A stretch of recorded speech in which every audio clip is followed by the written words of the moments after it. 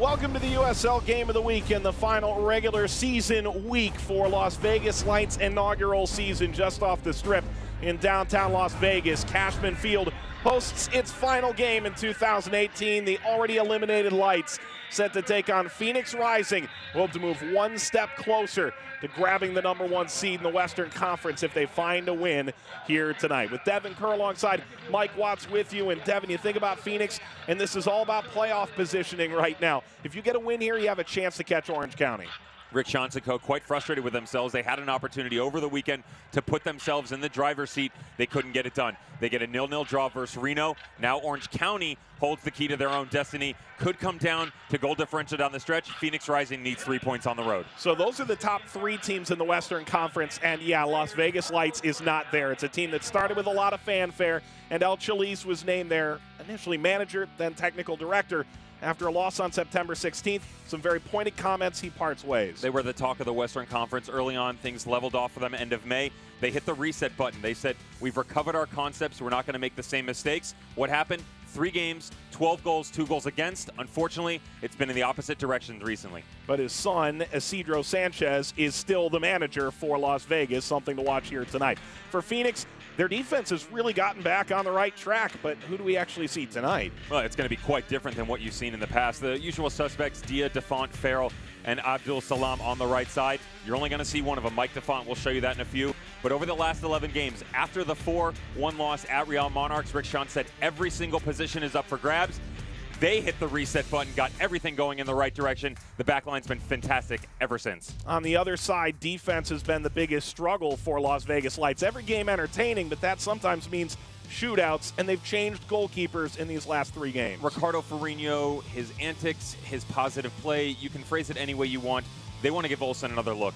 He went to loan, Sacramento Republic, midseason, comes back, changed man, fantastic form, and Isidro Sanchez says, we are going to give everybody an opportunity to showcase what they're made of down the stretch. He's done it the past 2 games, wants to make it lucky number 3. Well, he's hoping that this Vegas Lights team can snap an 11-game winless skid as they try and give these fans at Cashman one last exciting evening in 2018. Atmosphere and llamas, and, well, Las Vegas is unlike anything you've ever seen. For Phoenix, this is pro soccer. They don't plan on letting off the accelerator. Can they grab the #1 seed tonight? It's coming up next.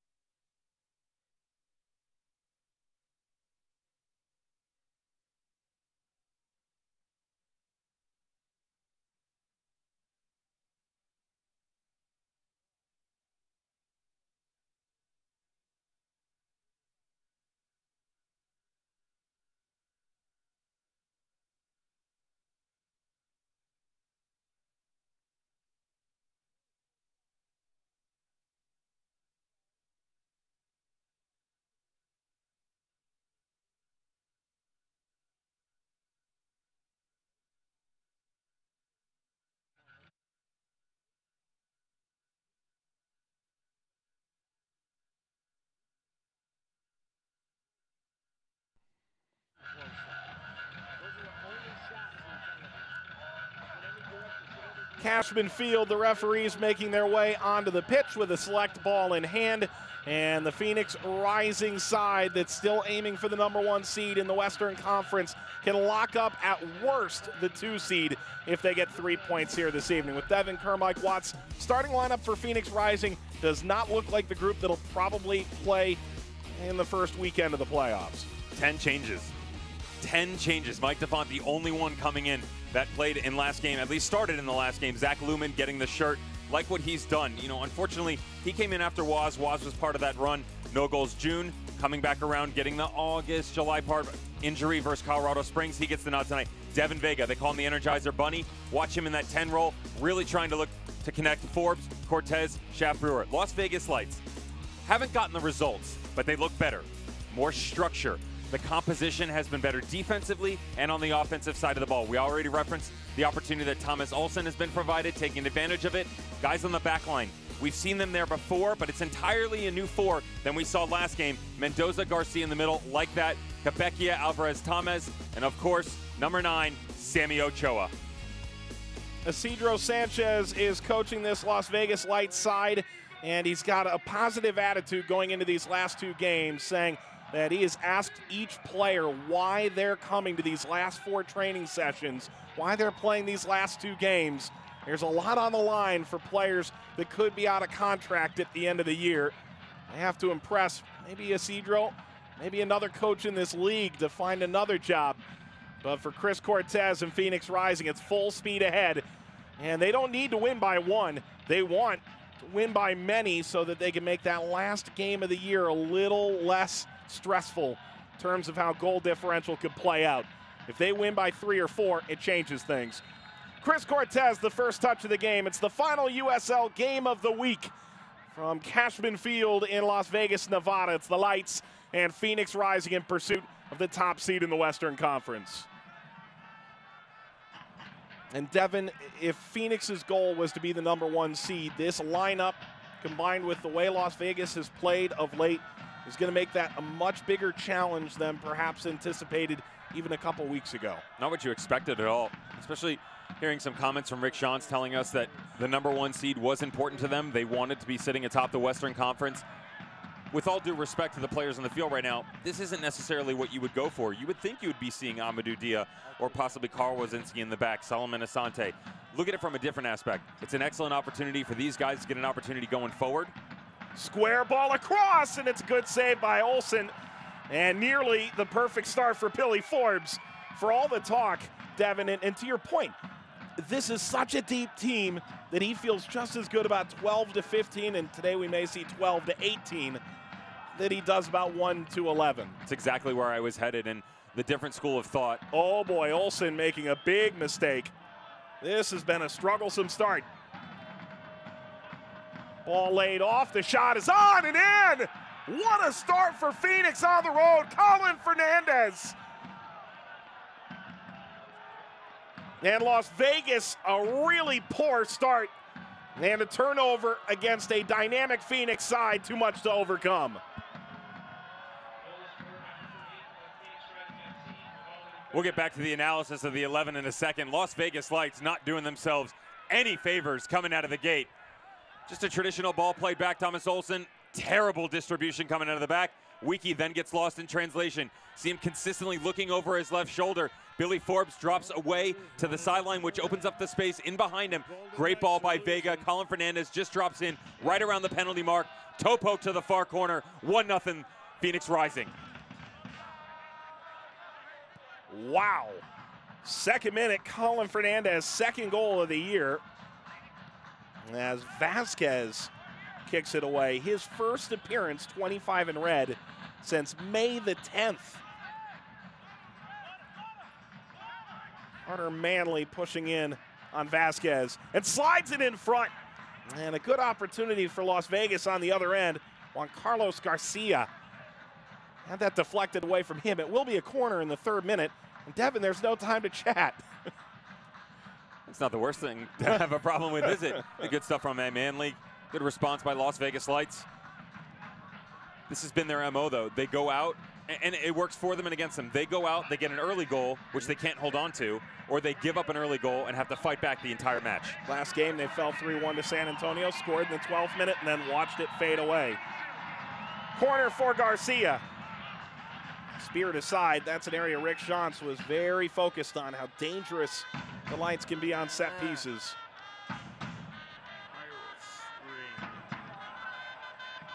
Garcia back, Manley over the top. And out from Luigi Mala. Seen his playing time shrink of late. Another corner for Las Vegas.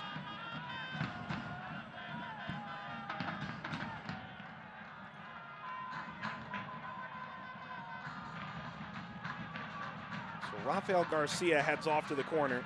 His 12th start of the year, 29 years old from California. Played 6 years with the Galaxy.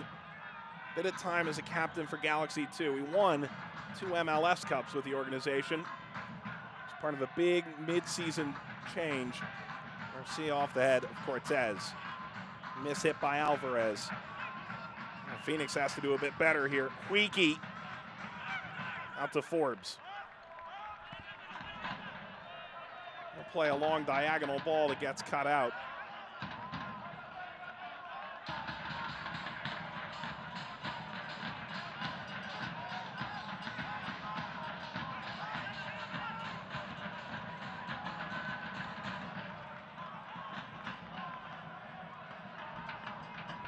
Thomas bounces by Ochoa, and it was deflected. It'll be a corner for Las Vegas. Ochoa second on the club with 7 goals. We already referenced the 10 changes for Rick Schantz in the traveling squad, but how about all the changes for Las Vegas Lights? Gave them all the recognition of starting to get things together, heading in a positive direction, at least from a structural standpoint. Bring 5, 6 new starters onto the pitch. You can see the rust almost immediately. None of the controls were working. This is Garcia. I tried the ring. This will be a goal kick. So Devin, let's go back a step here to where we were at the start of this thing. Phoenix makes all these changes. And part of the question is this 3 games in 8 days to close the year? Is it trying to get some guys some run that could end up being a factor if something were to happen in the playoffs? Are you trying to give a guy a last chance to try and make a contract for next year? So there's going to be a say in all of those points. The biggest one is going to be finding a way to make sure you can get it done when push comes to shove and your back is up against the wall and you can't turn to Didier Drogba. You can't turn to Chris Cortez. Jason Johnson just coming back from injury. Maybe he's not in fine form. They're trying to find out a way to get it done if need be. The other thing is you mentioned the games, rapid amount of days, but also you're coming into an area that has consistently been very difficult to come and play. It has been known to be a hostile environment, not just from a verbal standpoint and all the fans, very physical. Lots of fouls, lots of cards. The last thing you will want if you're Rick Schantz is to come in here, have your starting 11 go onto the field, end up getting a suspension because they got involved in a tangle up in the middle of the pitch, or possibly, worst case scenario, an injury. Nigo going back, and Olsen drives it away from the aforementioned Energizer Bunny, Devin Vega. You said it looks good. Alvarez gets stuck in. Phoenix scores in the 2nd minute. Colin Fernandez in his 17th appearance of the season. This will run out. 72nd goal allowed this year by Las Vegas Lights. Came into the night 30th in the USL out of 33 teams. That goes all the way back to what we were chatting, Mike, and the structure that has been put in place here for Las Vegas. They definitely have the talent. That's not a question whatsoever. It's, can they put all those pieces together on a regular basis? Everybody likes to use the word consistency. I'm not going that direction. There needs to be some sort of formula in place for this squad. They play a 3-back system. They play a 4-back system. You and I chatted about their preseason game versus the Vancouver Whitecaps. Alphonso Davies went the entire length of the field, which was essentially him running at 7, 8, 9 guys. And from there, it's been this ever-flowing misdirection, if you will. And there's really no set standard from where they're starting from. They know at the ending point what they want it to be, but when you don't have a foundation for where you're beginning, it's very difficult to get everybody to buy into the same thought process. Vasquez, Billy Forbes DeFont is going to be the ringleader of a defense that's seen quite a bit of rotation. Evan Waldrop makes his 3rd start of the year.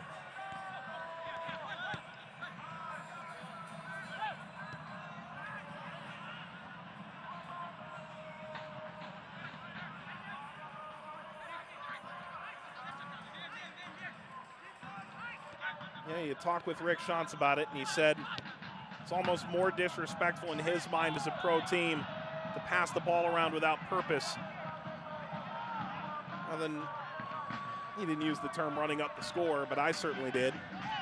when goal differential comes into play at the end of a year. Got to go after it. Yeah. You want that number one spot? Someone's going to have to pay the price. Unfortunately, it could be Vegas on the receiving end. They definitely started off in the right manner. Devin, Rick Schantz took the job June 11th as the interim coach. You saw him there. He has done a wonderful job implementing a bit more of the tactics that he wanted to and taking this team to the top of the West. Alvarez, Ochoa, great return ball. Thomas, and Lubin gets down, blocks it aside. Well, Las Vegas has found a bit of an opening. Quality combination play coming out of the midfield from Las Vegas Lights. How about the speed by Matt Thomas? He plays this initial ball. Carlos Alvarez drifts over and just steadies himself. And here you're going to get a nice little 1-2. Ball into Ochoa, back to Thomas. Tries to beat him on the near post. Good save by Lubin.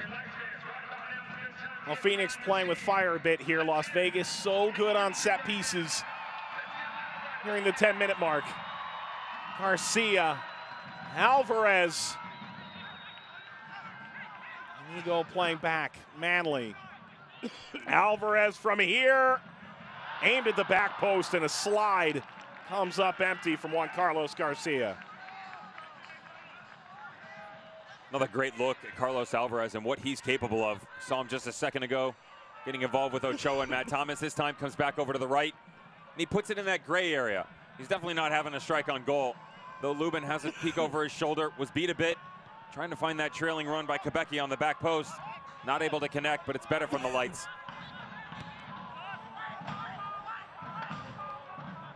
Well, Huiki. It's Cortez on his backside. The crowd applauds. I'm sure Cortez expects to have his version of events. Forbes crossing. All he had to do was put that down to put it in. Shaft Brewer is off the mark. This game is definitely end-to-end right now. A lot of mistakes by the players. Huiki coming out of the back. Olsen on the initial goal. Ball just comes out of the middle. Good ball in by Forbes, and you can see the trailing run. Speed definitely on display so far. Matt Thomas on one end for the Lights. Shafro Drew on the other end. Nice to see him back in action after his return from the US U20 national team.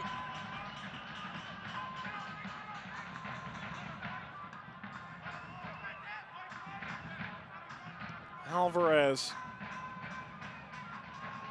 Thomas tries to stick in. And then the foul from Thomas as Mendoza was involved as well.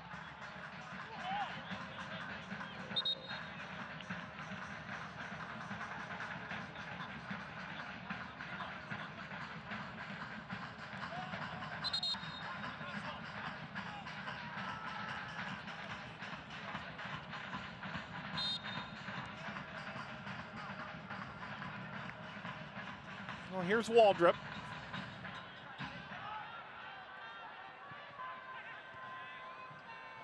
All laid on to Vega.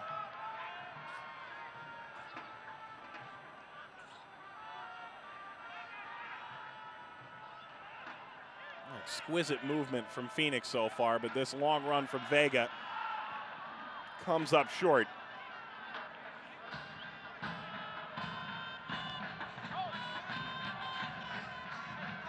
This is Manley, on loan from Minnesota United. Garcia, sprinting forward, couldn't hit Herrera Perla.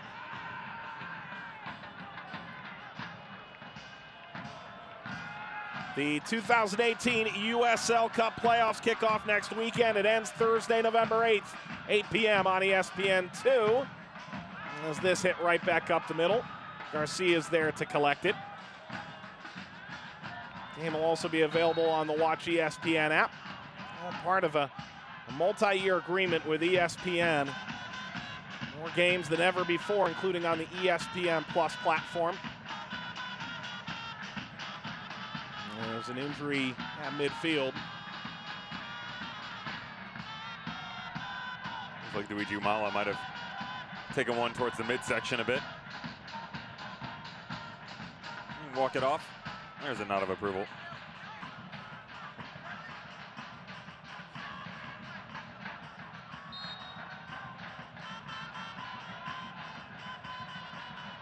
Whistle out, Ron Thomas.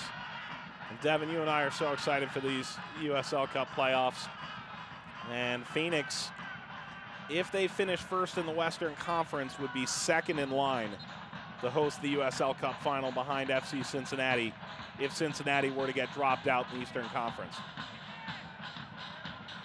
And if they can jump Orange County. Not saying, I want to jump on Cincinnati here for a second. Not saying that FC Cincinnati can't do it, because they're definitely the odds-on favorite. Sure. You and I have had conversations about, oh, another one down. Cortez this time.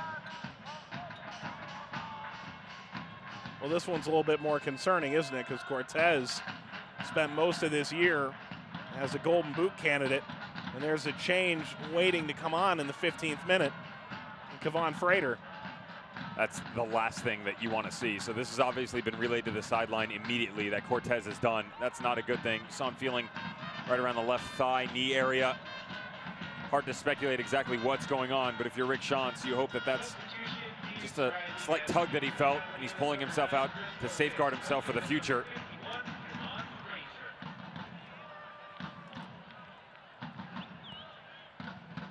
Well, unexpected. DeFont gets the captain's armband. Cortez steps off. Frater's wide awake now. Love those things. Smelling salts, absolutely. Hello, world. Here we go. Oh. Oh. See, I was always an advocate for ice water all over myself growing up until I was allowed to be around stuff like that. Well, Cortez, in a troubling turn of events, will check out for Phoenix. And a foul short of the halfway line. With Frater getting his first taste of the game. Or as Devin might say, hello, world. Whew. Well, this game's already had a couple of peaks and troughs, hasn't it? Forbes racing onto the Vasquez ball. Forbes cutting back upfield. Toe poking across. Touch from Brewer, came up short. DeBose battling with Ochoa. It's a throw for the Lights.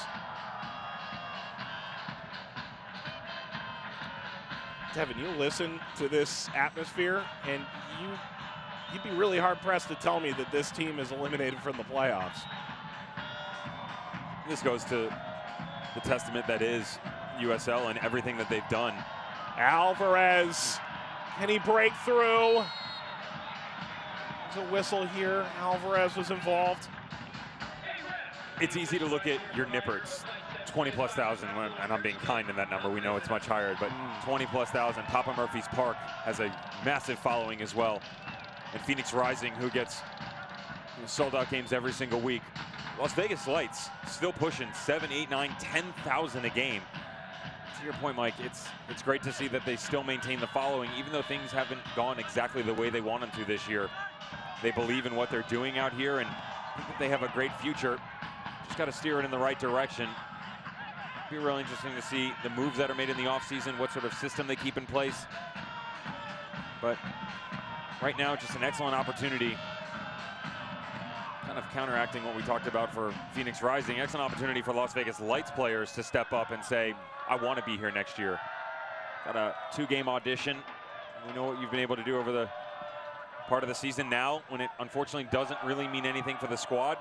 Why don't you show us it means something to you, that it means something for the squad? And that's a little bit of a conundrum, what I just said, but show us that you want to be a part of this culture going forward.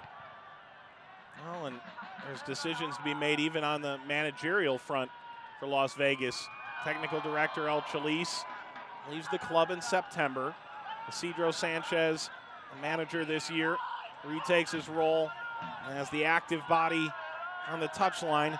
And there are a lot of really strong candidates available with head coaching experience if Las Vegas wants to go that way. A guy like Mark Briggs, who had a lot of success at Real Monarchs, totally different system. Is he a guy that you bring in? You would need to make some adjustments. And in the USL, you really can rebuild a roster over one offseason as opposed to in a lot of other leagues. That opportunity is available. Lights are coming. And this is aimed towards the back post, and Lubin will yank this down. Or do you want to see Isidro Sanchez continue on and try and mold year two? Because it is hard making an expansion team into a playoff team. It's difficult for Isidro because we don't necessarily know all the cards that were on the table behind the scenes. We don't know how much of an input did he have while El Chelis was there. Not only was he the technical director and considered the #1, it was his father. So you're stepping underneath. Are the coaching styles the same? What sort of player or personnel movements would he have done differently, whether it be down the stretch early on in the season? Would he play a similar system? You just don't know. Talking about retooling, great example of that. I actually thought they would have been higher on the list coming in. St. Louis. St. Louis goes out, you get Anthony Pulis, you bring in a bunch of players. It's kind of the island of misfit toys that he's figured out how to put them together. And it took them a long time to get going. Unfortunately, a lot of injuries. I mean, at certain points in time in this season, they were barely able to put enough guys on the bench. They found a way to get back into the playoff race. It kind of reminds me of what could go on here in Las Vegas in the offseason because, again, there's a talented group here. You just need to mold it the right way.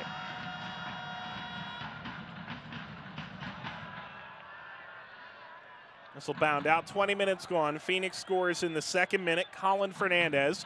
Vegas has had their licks as well.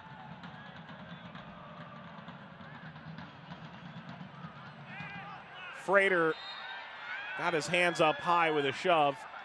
He's in for the injured Chris Cortez.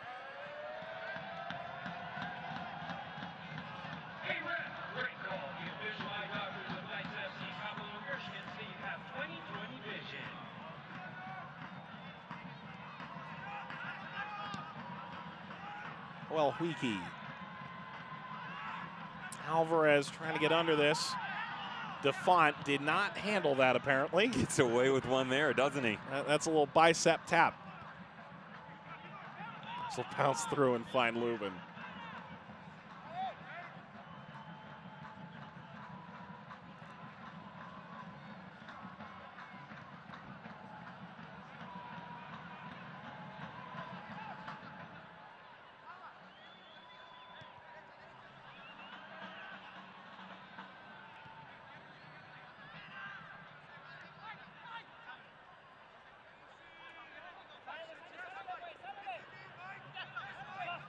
Multiple players dipping back for the ball.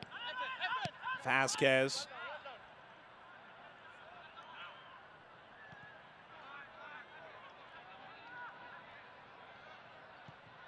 Luigi Mala.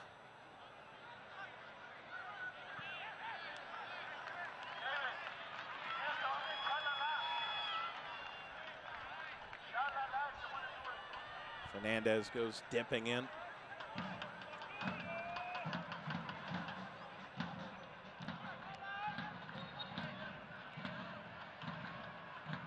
Phoenix team that sweltered in obscurity just 2 short years ago. Ownership group led by the Stars for sure. A very hands-on governor in Berke Bakai, leading that group with Pete Wentz and Didier Drogba, and the list goes on of famous celebrities involved. Drogba not on the field tonight, having returned 2 weeks ago from a lengthy mid-season sabbatical. It's put Rick Schantz in a very difficult situation. On one hand, you've got Chris Cortez, who we hope is okay, just stepping off the pitch, who's in phenomenal form, having an all-career year, 17 goals on the year, and what he's done outside of that too, transitional play, holding the ball up. One of the best big men in the business to get it done this year. Next to a legend, a living legend, who has done great things for this organization, both on and off the field. How hard is it as a manager to look at Didier Drogba and say, no? Rick Schantz says it's very, very difficult. I wasn't critical of him. I asked, I said, did you maybe, the last 2 games, wait too long on the Didier substitution? Last game, they were actually going to do it a bit sooner. James Musa ended up going off. He's going to be out for a bit of time. We'll see. But they were going to go to Cortez, and it was going to be around the 85th minute for a situation where they weren't really having a boatload going on up top, as well as the game before. If Didier's not in the conversation there, and they have someone else up top, they definitely make the switch sooner. It's the ability for him to change the game in a moment's notice, because we've seen it time and time again, what he's capable of in spectacular fashion. Alvarez finding Ochoa, driving it to the post and chested by Thomas in the Lubin's waiting hands. Yes, Didier Drogba creates perhaps the most interesting anomaly of this season, a guy who's missed the vast majority of it, saved his 40-year-old legs, and yet possesses that ability to potentially score you a winning goal in a playoff game with that feat of magic that he's been so known for over the years. Someone asked me earlier, is there anyone I would rather have in a set-piece situation in the USL besides Didier Drogba? What comes to my mind? The only person, especially this year, Cameron Lancaster. Right. The form that he's in and where he's done it on the field. We're just talking about set pieces. Obviously the run of play and his fantastic record that he set just yesterday. But Didier Drogba, he's a weapon. It's ridiculous. Ooh, that's a terrible back pass, and Forbes trying to show some speed. Good cover from Inigo. Brewer. Vasquez. Frater works in on Manley. He bodies him off.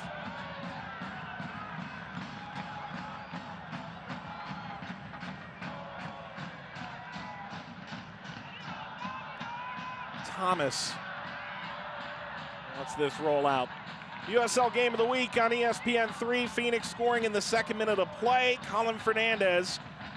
This Phoenix team 18-1-2 when they score first this year. If they find their 20th win of the season, Natives are restless.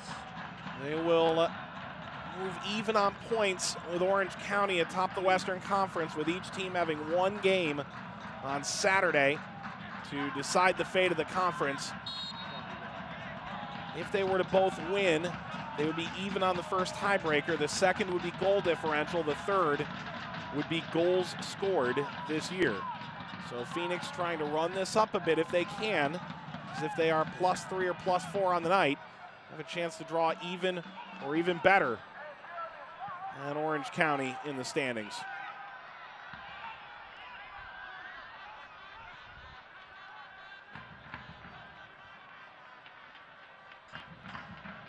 Remember, neither one of those teams have a walk in the park in their last match either. You look at Orange County, they have that great comeback versus S2. Phoenix out in front here versus Vegas. But then you look over the weekend, Orange County is going to take on Reno, Phoenix, T2. 2 very difficult games versus playoff opponents that, you know, T2 hit that midseason lull. They've come back into form. Ian Russell and Reno, they got knocked off by St. Louis after that 16-match unbeaten streak. And, you know, they've put things back together. I think it's points in 7 out of their last 9. This is Manley pushing forward. Vasquez, that is a terrible challenge. It's a penalty. Vasquez has struggled in his first appearance since May. And Vegas a chance to level things in the 28th minute on a spot kick. He knows it, punches the ground in frustration, should not have left his feet here. He's got support by Mike DeFont. As a defender, you go to ground, you go to win that ball. There was no reason whatsoever. Manley takes a touch to the outside. If he gets beat, DeFont slides over, you tuck in behind. It's not the case. Referee points to the spot. Good chance for Vegas to get even. So Manley draws the penalty, but he won't take it.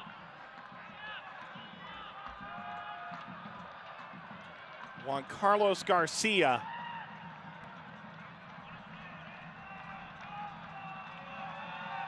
Played for Chalice in League MX. It's Garcia against Lubin. Garcia puts it in, and Las Vegas levels affairs And Cashman Field.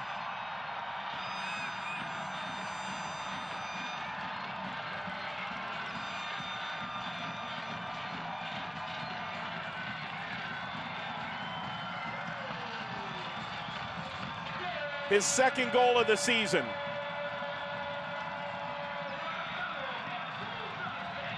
You're going to get another look. There it is.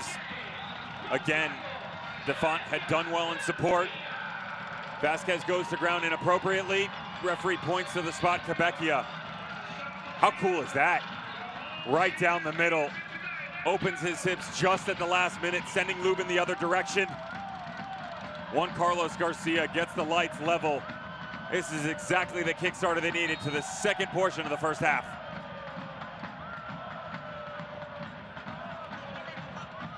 Well, they haven't been knocked out of a game yet this year.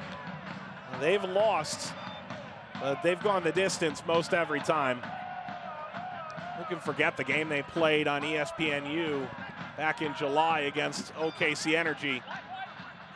Went punch after punch all the way to the death.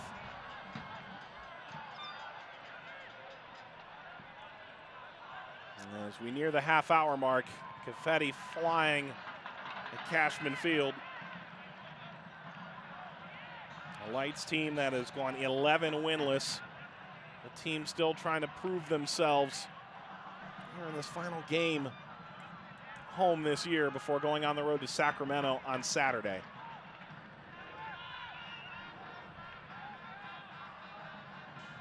Garcia, Alvarez, Lubin will make the catch, but Garcia getting a talking to from the referee.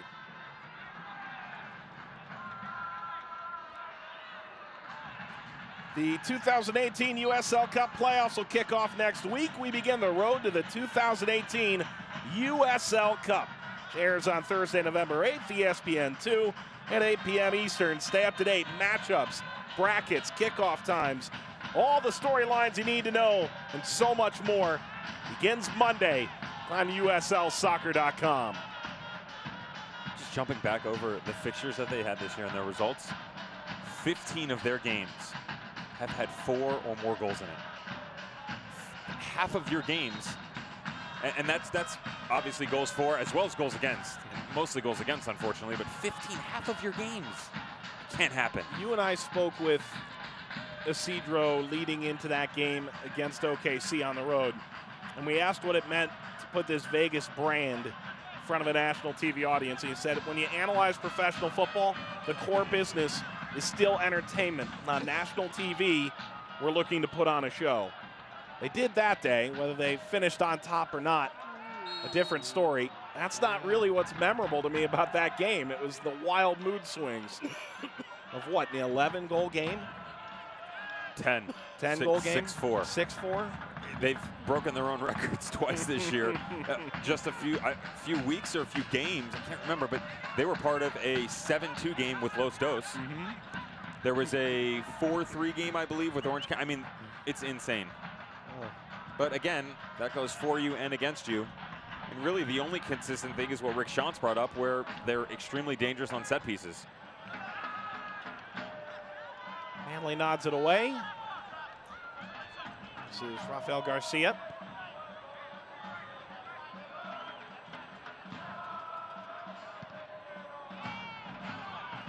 Somehow that was a seeing eye single to Wiki. Wiki does have the ability to use that range of passing. Ochoa dropping back. Good move inside. Ochoa trying to return. It's creative stuff from Herrera Perla. Ochoa will give this chase. He'll ricochet back into the 18. Trouble from Defont. Back by Garcia. Manley. Well, Phoenix in the back to the earliest point we made in this telecast. Not the group that's been so cohesive of late. It starts about 25, 30 seconds back. Luigi Mala steps about 20 yards up above, doesn't bring any of the rest of the back line with him. So not only does he expose them, then Evan Waldrop steps back, which is great recognition by the holding midfielder to hold for his center back.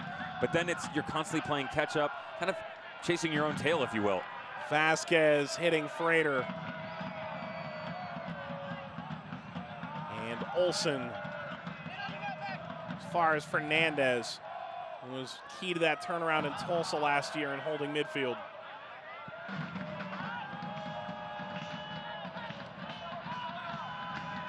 Waldrop turned it over, his attempt to clear.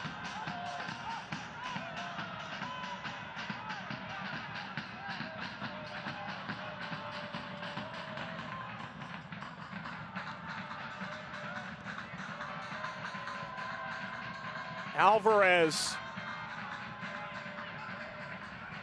Ochoa. Settled. Garcia. Never tested Lubin.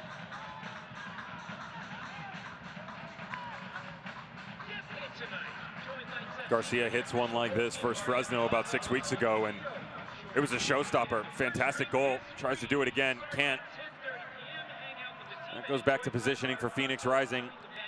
Kind of the tail wagging the dog type of deal. Everybody just kind of chasing at this point in time. There's a good look. Evan Waldrop trying to kind of fill the shoes that James Musa holds. He sits in that 6th spot, will drop back in between the center backs, come collect the ball, and then help this attack go the other direction. You see a lot more interchanging play between the Phoenix Rising squad. A lot of times they can get very linear, which isn't the worst thing. When you stick to your guns, you know what you're good at. Billy Forbes stepping inside, Colin Fernandez coming to the outside, but you put these guys in the field for a reason. Try and use that speed of Forbes, get him down into the channels, play some balls across. Haven't really seen that much. Well, Forbes hasn't started that much, Devin. That's not an abnormal skill set on this roster. Jason Johnson, most obvious.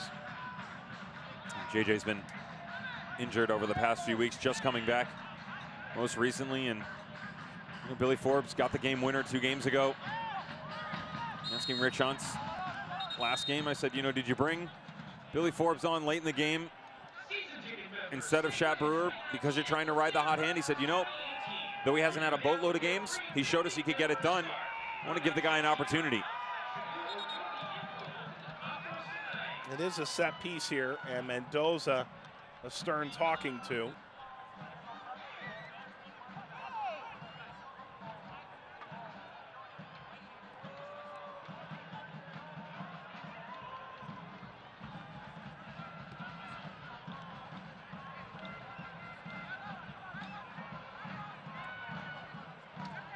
It's Forbes behind the ball. Out of Turks and Caicos. Forbes low line drive, and Huiki, the ultimate aerial threat, gets up to meet it. Vega slipped away by Rodrigo Inigo.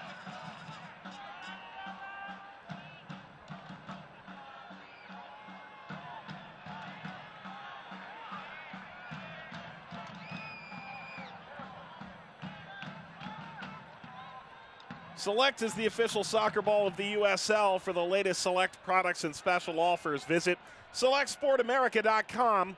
Receive free shipping on orders over $50. Attack on here for Phoenix. 4-on-2. Brewer reaching the end. And Manley keeps this away. Crowd applauding a good Vegas defensive effort at the end. Shaft Brewer Jr. has some serious speed. He outran everyone. Look back across the 6, didn't have anyone there. They were trailing too much. Brewer, this will fall for Frater. Frater plays it through. Vasquez ran out of room and simply tried to keep that in.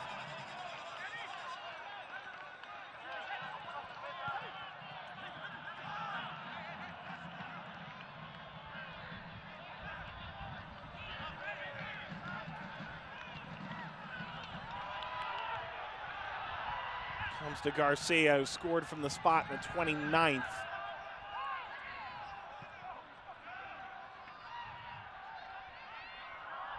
Thomas pumping the brakes onto Bose.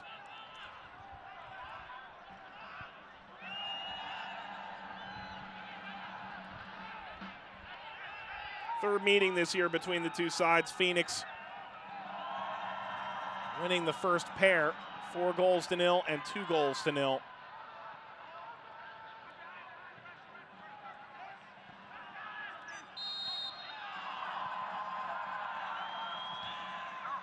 Ochoa flicking this forward after the fact. Play will roll back. Hey fans, want to see better than tonight's referees? Then visit Pablo Urshki at the official SSCI doctors, 12 locations across the valley. So run over Fernandez and get brought down by Vasquez. Vasquez rolled up by Alvarez.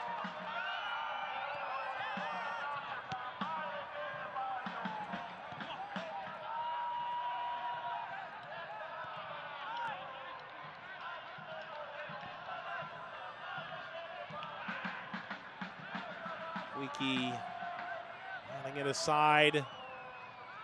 That's creative stuff from Inigo. Throw for Phoenix. How quick can they move? Brewer drops it down.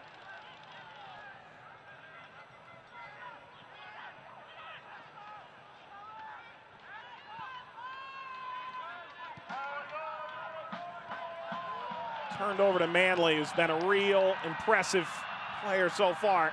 Ochoa still coming, and Lubin, smart little toe poke.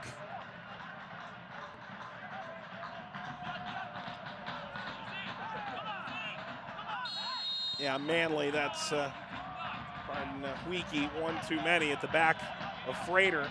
And Frater's been nicked up constantly since coming on for Cortez. They've been right on his heels for sure, going right after the big man up top. Weeki getting stuck in this time. This is kind of where Vegas gets themselves in trouble. It was already once, twice, plays it off, continuation. You're gonna end up in the book like that, and then it comes back around, 65th, 75th minute. Grab your second one, you step off. There's no real reason for that. Do you want to know how many yellow cards Weeki has this year? Tell me. That's his 13th. Quality. Quality. Quality. Olsen will grab this. Even the goalkeeper has 6 yellow cards. Not Olsen, Ferrigno. It's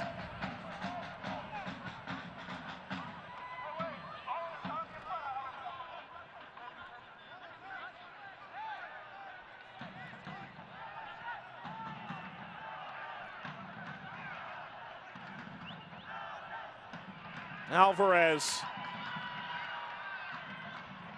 chipped across, caught by Lubin. Garcia was nearby. And Forbes will let this roll across his body and pop it up. Bounces down in front of Frater. And Herrera Perla launches it away. Shaft Brewer had a strong first half. Look at the speed from Brewer reaching the byline. Plays it in front, contact, and a penalty.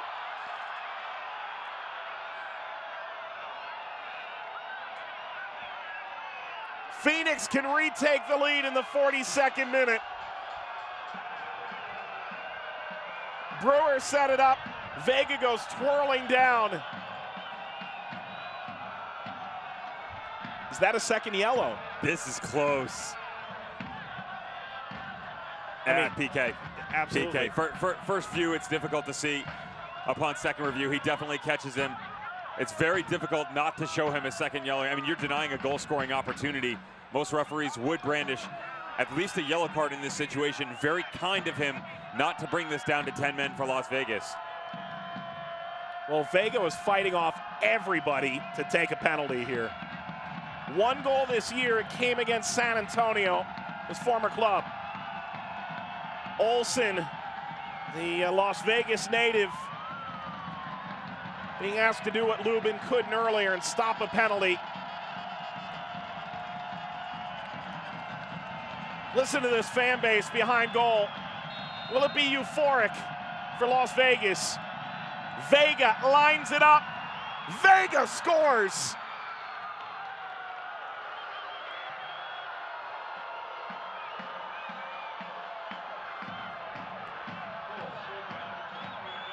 The 19-year-old celebrating in front of a highly partisan crowd. 2-1 Phoenix.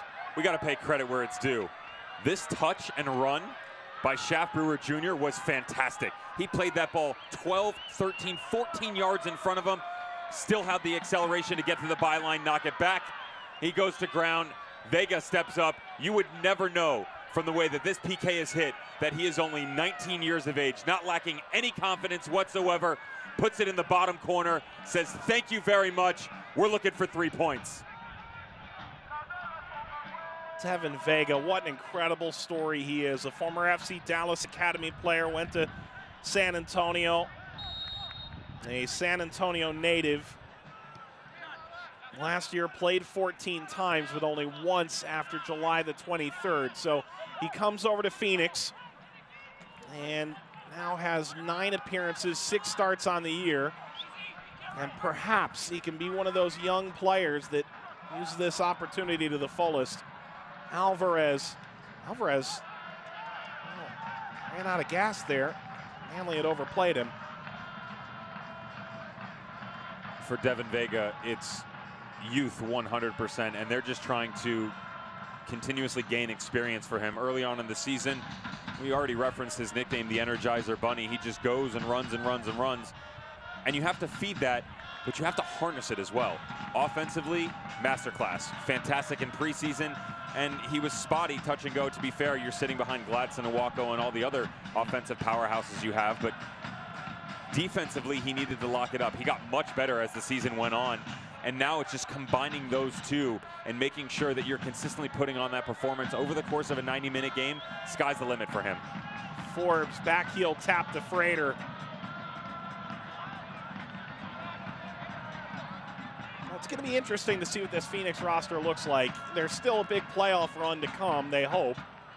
So they hope there's another 4 games left of this whole thing at least.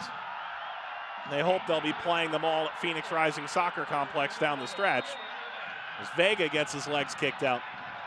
But Rick Schantz saying to players that have brought up their contract status, not yet, that they talk about it after and only after an interim tag gets striked off his name.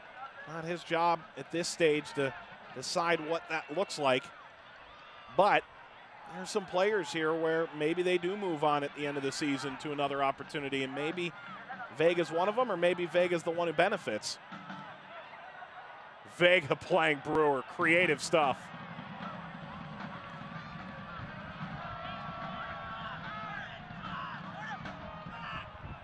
How many times do you see a great player be allowed to walk out of an organization because they know they've got something special brewing right behind them? That could be Devin Vega. Thomas leading ball.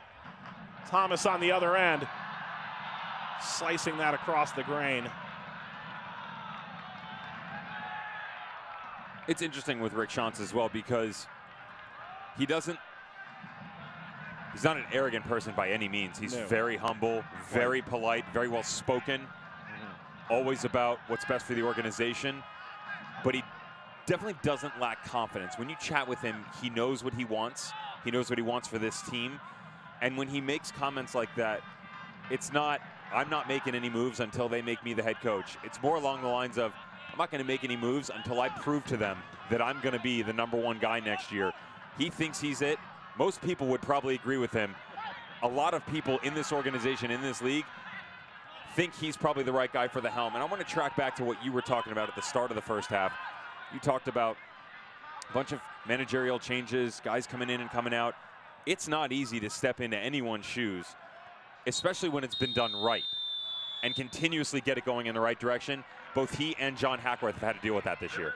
Certainly so. And for Phoenix, they go on the road to Las Vegas with a heavily rotated lineup, Devin, and they escape the first half with a 2-1 lead. Choppy backline, though. The synchronicity in the middle was lacking. Rightfully so. These guys aren't on the field on a regular basis with each other, at least in a competitive match. Vegas, not bad, not great, but not bad. Now you got to find a way to really challenge that back line since they've been lacking. Well, there's some talking on the way off the field. Some simmering tempers at Cashman Field. And as has been typical, no shortage of goals off the Las Vegas Strip. 2-1 Phoenix lead. Coming up at halftime, news and notes from around the league. Some of the best performers from the league in the past week. We've got plenty coming up. Stick around. USL Game of the Week.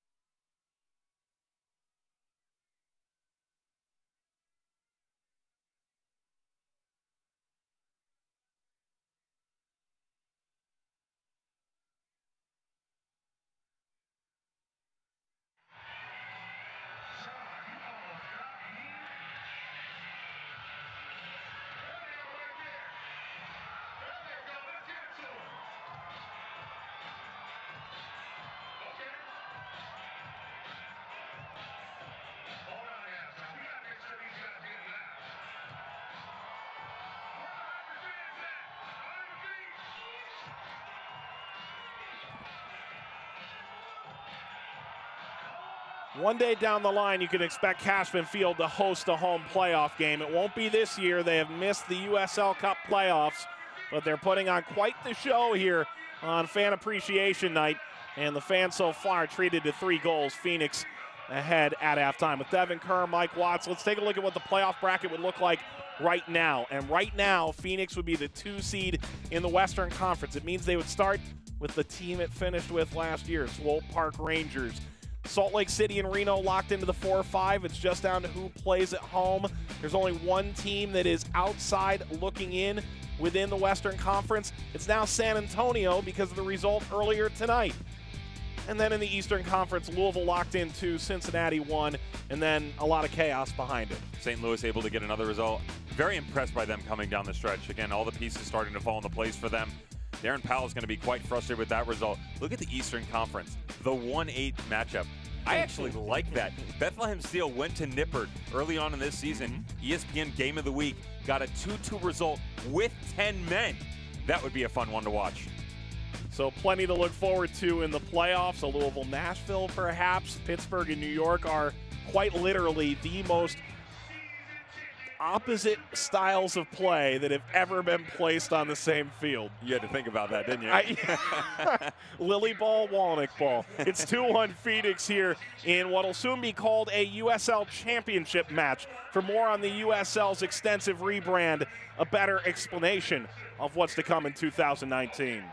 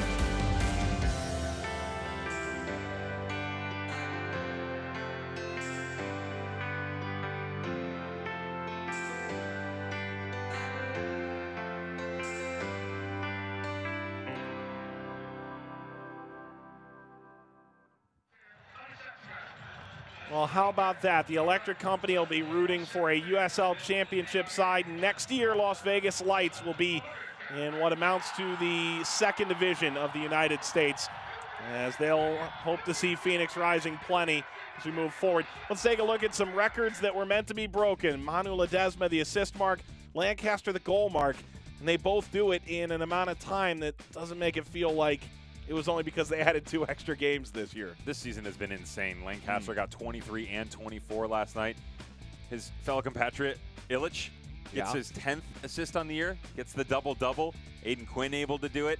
Manu Ledesma, that makes 4 on the year, 4 overall. Irvin Parr did it last year between his time between Orange County and S2.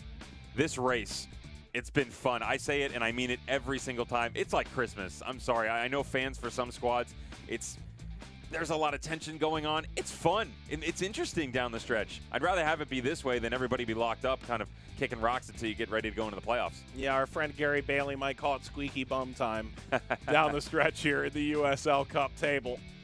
As you think about the rebrand, and Devin, it's not just a name. It's part of a larger vertical integration across the USL's branding landscape. It all goes to the number that they put in some of their statistics. 70% of players in the MLS at one point in time played in PDL, now League 3.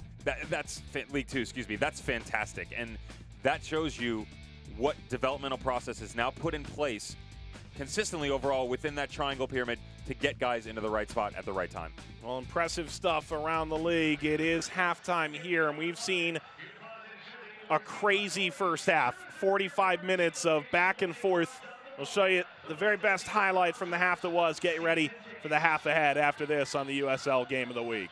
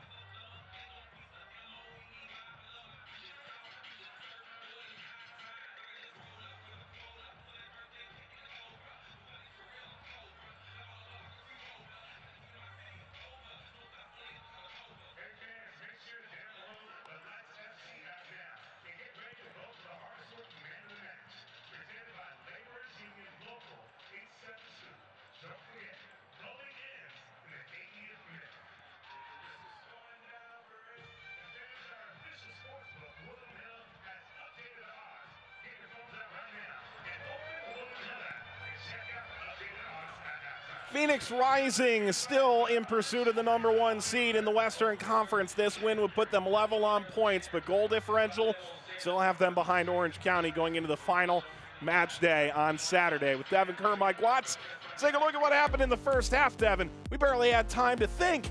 This game from the very beginning, up-tempo, and there were some pretty bad mistakes. Starts here with Olsen. All season long, we've seen Vegas come out and make a statement in one way, shape, or form in the opening 5-10 minutes. Unfortunately for them, it's on the negative side of things. You have to give Phoenix credit, but they still had to collect their thoughts and figure out what they were going to do to break down Las Vegas Lights. Love the trailing run to the back post by Vega, able to bring it down and then brings it right back across the box. Wiki just kind of lost in no man's land. Great ball right to the top. Fernandez trailing, far post, 1-0 Phoenix Rising. Important goal for Fernandez, who's dealt with injuries much of this year. Finally back into the squad, his second of the year, came in the second minute. Then this penalty, Manley drawing it from Vasquez. The back line for Phoenix Rising has been suspect over the opening 45 minutes. This ball that comes into the byline, there's no reason for him to leave his feet whatsoever. Mike DeFont, his center back on the inside, had him covered. Instead, he makes a bad decision, goes from bad to worse. They able to knot it up at 1, but then Phoenix comes back. You like the reaction from them. Good energy, good emotion. Shaft Brewer Jr., fantastic ball. Touchdown to the end line, plays it back across. Vega gets taken down. Don't agree with the referee's decision here. You gave Wiki a yellow card a minute ago. It was about 3 minutes prior. If he's not sitting on a yellow, you throw him out. Excuse me, if he's not sitting on a yellow, you give him a yellow card. In this situation, he's sitting on one. He elects not to give it to him. I understand why, because it will change the aspect of the game. I don't agree with it. Should have been sent off. Devin, that is some of the most clinical finishing statistically that you'll ever see. I feel like I'm watching myself. Right. Statistically. Yeah, of course. Yeah, I mean, you have to give them credit that, you know, obviously we had from the set piece opportunities. Possession, don't really worry about that. Las Vegas Lights had some moments in the first half where they had the better run against Phoenix Rising. That back line, again, is all over the place, and they need to figure out a way to get Evan Waldrop, who's sitting just in front of the back line, to make sure that he's sort of their captain, if you will, pushing them in the right direction. Colin Fernandez, Vega sitting in 4 in front with the likes of Billy Forbes, Shaft Brewer Jr. Got to find a way to get all those guys on the same page. Well, you think about how the playoff picture is beginning to eke out here. This is the 33rd game for Phoenix Rising Football Club. If they find a win here, they move level with Orange County. And Devin, if you're one of those crazy people that enjoy tiebreaker scenarios, this is your dream. Phoenix can get the 20th win, which would put them even on points and wins. Then it goes to goal differential. Phoenix is 2 back right now of Orange County. And if all else equal, you go to goals 4, which Orange County seems to have an insurmountable lead in. Too many numbers for me. way too many numbers for me. I can't figure that out. At the end of the day, just go out and get a result. You know, go get 3 points. Stop giving up goals. Phoenix Rising gave up a very bad one, we'll say. And to be fair, Victor Vasquez is not normally in those situations, and that's where you see the rust come into play. Shouldn't have gone to ground. DeFont had it covered. How do you fix that? Sometimes you can't. And of course, Sacramento is still in that graphic. Why? Not because they can get the #1 seed, but if Phoenix fails to pick up 3 points here in these last 2 matches, then Sacramento could potentially jump them and into the #2 seed, which means a second-round playoff game could conceivably end up at Papa Murphy's Park instead of Phoenix Rising Soccer Complex. So Phoenix is back onto the field here with a 2-1 lead. This is a team that has scored 63 goals. Last year they scored just 50 in 32 games. They were at 61 through 32 coming in on the night. And it's a group that finished on 58 points. They've already eclipsed that number by any standard. This is the best season in Phoenix Rising Football Club history. On the other side, Las Vegas is looking for some late season reasons for optimism, Devin. And we talk about all the outside factors that could cause an individual to be excited, as Miguel Garduño has checked in at center back, 33 in black and neons for Las Vegas. But right now there is an element of pride. You're just interested in knocking off a team that's proven themselves to be better than you twice. Play spoiler down the stretch. Make them go and you want 3 points? You got to come into our house and go get it. It's not difficult, not easy to do that at Cashman Field. They've shown that over the course of this season. They've given up some sloppy performances here lately, but they've had a stranglehold on their opponents quite regularly. with Devin Kerr, Mike Watts, USL Game of the Week from Cashman Field in downtown Las Vegas. Phoenix a 2-1 advantage here as they try and close out Cashman Field for the year with yet another explosive offensive show.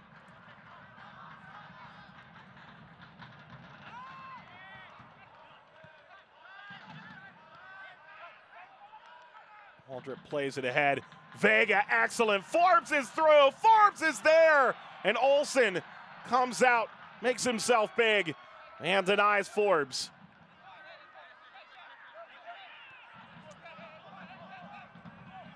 Thomas. Phoenix a bit stretched here. Gold smoke billows out off of DeBose. And for Las Vegas, a corner the other way.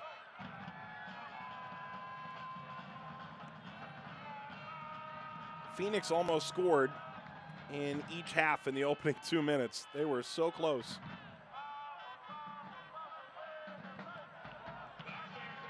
Very well done by Olsen, being just his third start of the year.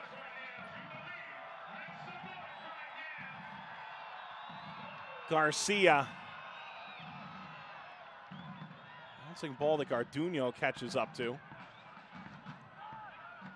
Hanley for Alvarez.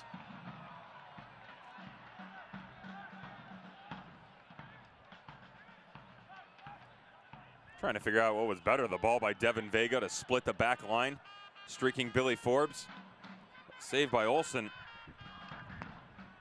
Just upon the way the game's running, you got to say the save by Olsen. That would have put them up two. And the glimmer of hope that is Las Vegas's Lights' future would have definitely faded, at least the remaining portion of this half.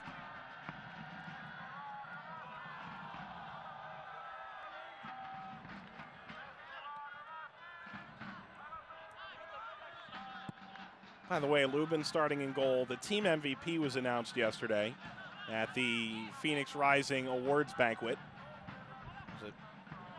Was it yesterday, a couple days ago? Monday night, I believe. Monday. Vega, Olsen will grab it. Wazinski was named the team MVP. The team employee of the year, Jose Bosch, always provides us with so much good info. Congratulations, Jose. Charge of PR and their Dynamite social media account. The Young Player of the Year actually was not decided until after all the names had been read. Unfortunately, Jose Bosch is a Michigan fan. That is unfortunate. You know, I got to have a talk with him. Brewer chipping this long, and Vega wanted it played to his feet.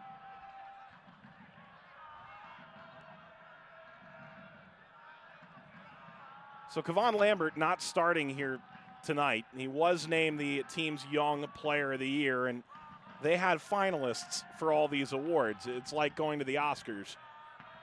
Well, he hears his name, and he just starts walking up. There were other names that had yet to be announced. He had not been given the award yet. Vega, a strike that'll deflect on the way out. Turns out he did win the award, but you're playing with fire there, trying to collect an award that may or may not have been Kanye's.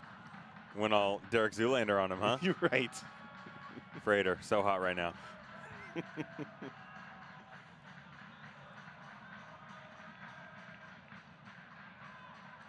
Keep an eye on Vegas when they start to attack going the other direction. Looks like they've shifted into a three-back situation with Garduno sitting in the center back role. That may tend to fluctuate over the course of this half, but Carter Manley's been primarily on the right and parallel on the left. Like to see where Inigo ends up. Ensuing corner. Nothing too troubling about that.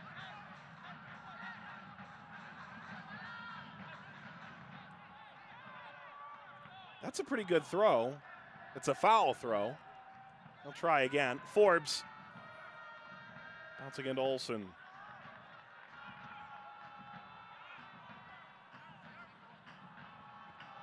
Rolled out to Garcia. Forbes steps in, takes it away. Vega. Slip ball for Brewer. Brewer lifting. Freighter backing away. Brings it down. Sends it out to the penalty spot, and a slide comes up empty from Forbes. Excellent work by Kevon Frater, but this ball has to be gingerly played right back across the box. He launches at Billy Forbes. That's one where you just got to put it on the ground, let your guy go get it. Instead, he needs 2 touches to bring it down. Ochoa played it through, and the finishing product from Alvarez wasn't there.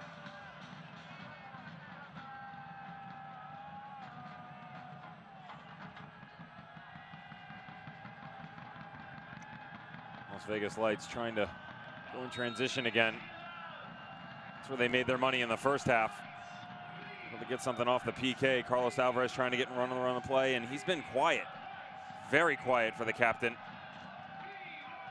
And shifting him all over the pitch, and that just goes back to show you where they really are from a style standpoint. They don't have that template there to really give each and every player an identity.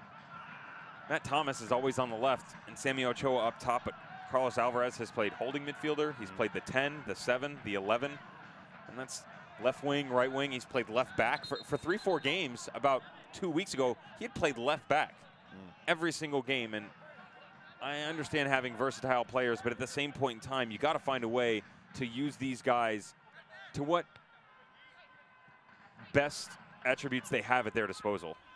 Forbes, Vega lets it by. Fernandez looking for his second, and Olsen down to make the grab. Good save by Olsen.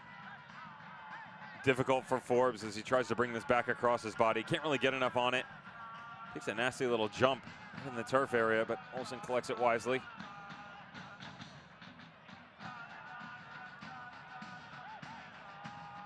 Garcia took it away, and nobody seemed to want it afterwards. Alvarez was there. Mentioned Alvarez's versatility. Of course, he's got a pretty impressive younger brother in the league. Thomas striking for goal. He got his legs cut out from under him by Waldrip. There's going to be a foul here and a free kick for Las Vegas. This stem from Evan Waldrip trying to get cute in the middle of the park. Little step over about 25 yards from goal. Goes the other direction. Coming back around. It was DeBose who came in from behind. Apologies to Evan. Yep.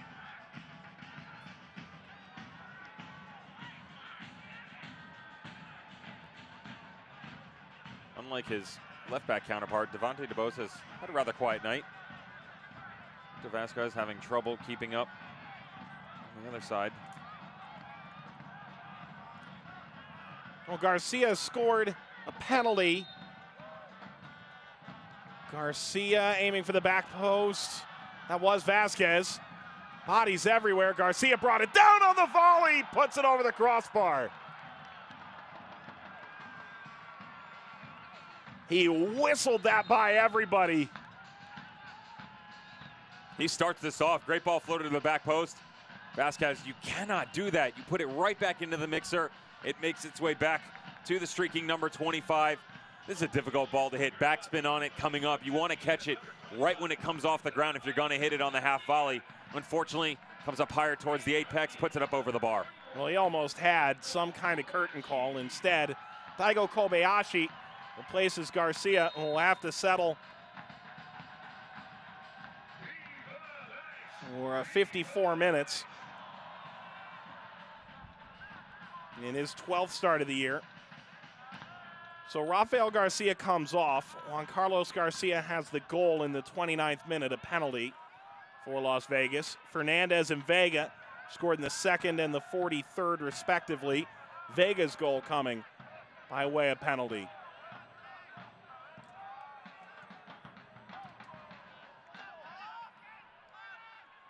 Vega. Manley will grab that. Manley's been very impressive at outside back. Drew the penalty earlier. Much better than the recent performances we've seen, and it's difficult for a player going back and forth between two clubs on loan from Minnesota United. But he's come back in, been much more consistent.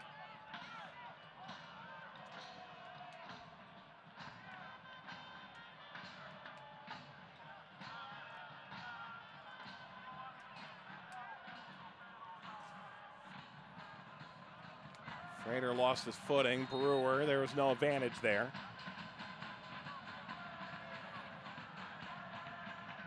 Well, this is Brewer at his best.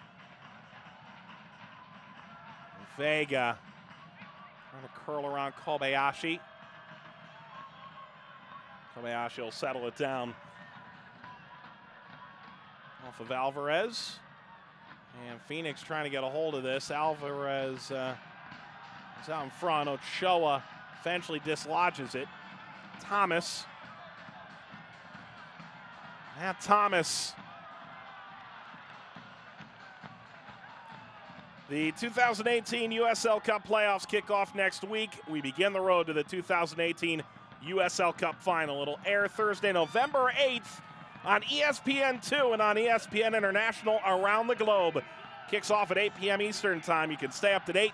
Matchups, brackets, kickoff times, key storylines, and everything you know leading up to the final on USLsoccer.com.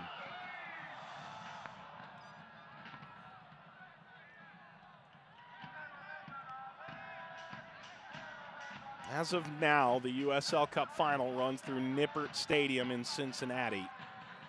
And if you thought the crowds have been ruckus so far, I would imagine that 35,000 plus could make a lot of noise on November the 8th. But in the West, certainly Sacramento, Phoenix, Orange County have put themselves in good position to host if Cincinnati were to falter. Louisville and Pittsburgh in the East have certainly staked their claim. Good step over.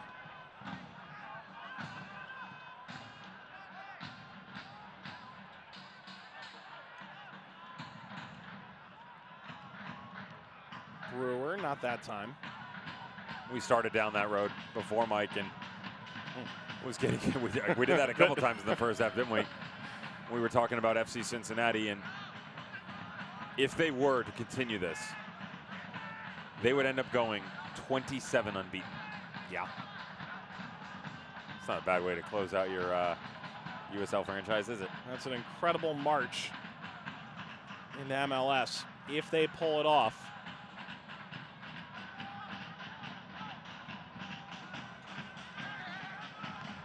Their win streak is finally over. What a ball through. Kobayashi, another touch. Kobayashi may have been best to have a go at that. Defont clears it away, and Thomas continues what's been a really impressive performance.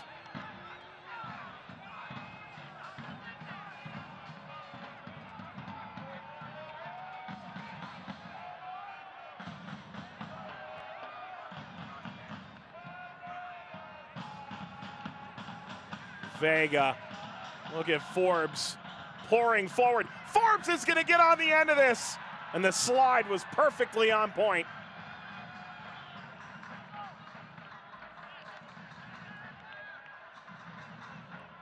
These balls coming out of the back by Devin Vega are fantastic. Was able to catch Billy Forbes streaking on the other side a bit before. This time, this is where he's got to be able to put it on his right foot instead of his left. Roberto Inigo comes over, make a game-saving tackle. That could have been 3 for Phoenix. I mean, there's not even a question about this. Okay. I'm all for gamesmanship, but there's no argument there. Corner coming for Phoenix. Forbes.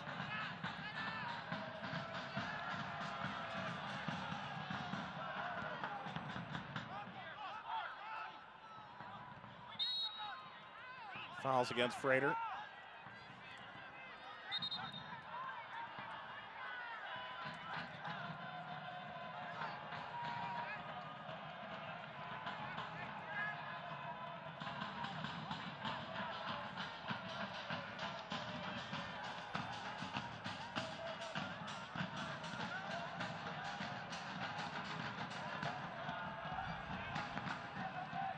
Waldrip closing down Alvarez. Kobayashi. Las Vegas trying to find their equalizer at the hour mark. They leveled the match once, trying to do it again. Kobayashi. It's a bit promiscuous, isn't it? That goes in. We're calling it a night. Pack it in. Caught it well. If that goes in, it's the equivalent to the end of, I mean, that's the end of any good Broadway show, any good Vegas show. Turn the lights off, that's the grand finale. If there's one thing, Devin, you could say about Las Vegas, because you can't say they've won consistently, you can't say that this roster hasn't been reshaped during the year. It's a dangerous undercut. You can say they have played a unique style, built a unique fan base, played an entertaining brand for 33 games now. Everything that they said for Vegas, by Vegas, of Vegas has largely come to pass this year. Whether or not the results have been exactly what they were looking for, not quite. But they've achieved a lot of what they were after in terms of trying to build a brand that Las Vegas could get behind. You go with the actual run of play, not just Rick Schantz in the comments that we referenced before that he made to us, but most coaches in the USL that have a take on this club, they are fantastic from set-piece situations. They are very difficult to defend, constantly changing things. The style that they implement, I mean, they'll go to the pitch on the training ground and use blackboards to draw things out, chalk and all. Thomas for Ochoa came in after a stint in Tulsa and Sacramento over the last few years. Manley and Brewer, what a matchup. Manley drives it across out of the reach of Lubin.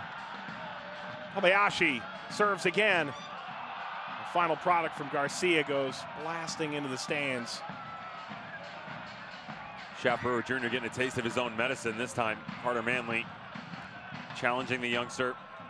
It's a good look. This is exactly what he was doing in the first half. Nice quick touch inside, pushes it outside. Gets in. Ochoa's got to be crashing on the near post there. Stick one foot out, sell out to that ball. Able to find the back of the net. Phoenix playing with fire right now. Again, the spacing of the back line in question. First ball that comes across, and then the trailing one on the second. I'm not gonna lie to you, I'd pay money to watch Brewer and Manley go at it for an extended period of time. I'll throw a third one into the puck. Rick Schantz says that Devontae DeBose may be the most athletic player in the USL. Speed, everything. Coming out of Virginia Tech, that was the scout on him, that he was the most athletic player in his draft class. How's this for a quick restart? Not a lot there for Inigo. Trained with the team going back to March and finally joined the club at the opening of the summer transfer window. Ochoa, Vasquez. We'll watch this roll out, ushered Manley away from it.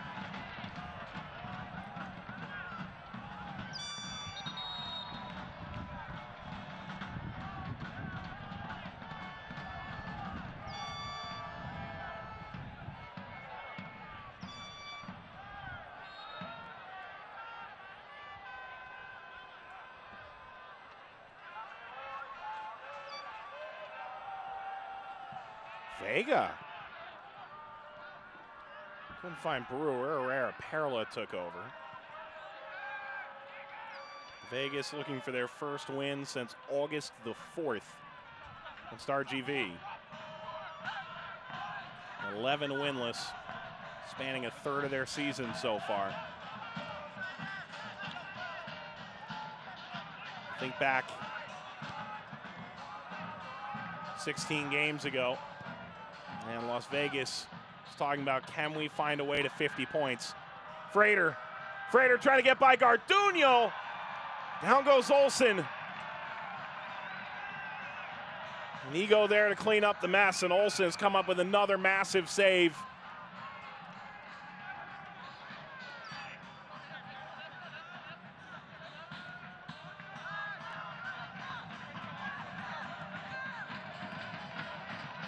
But the Lights can finish no higher than 34 points. The playoff line, as it turns out, was, as predicted, right around that 50-point line in the Western Conference. Well, this is coming back. The flag was down, but that was a vicious challenge.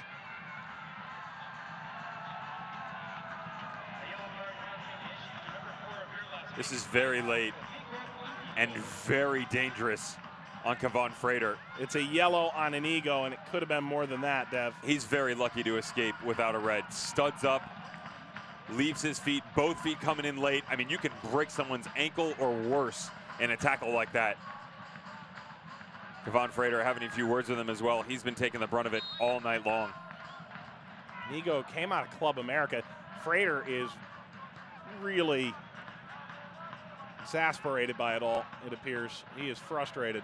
The emotional side of things, or what they're trying to get into wraps with him as well. Didier Drogba stepping into that mentorish role.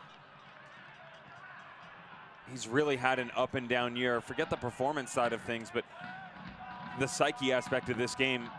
We have coaches for everything in every sport, but you don't see a lot of the mental side of things come into play, and that's where they've really been trying to focus on it with Kevon Frater. Been better over the second portion of the season.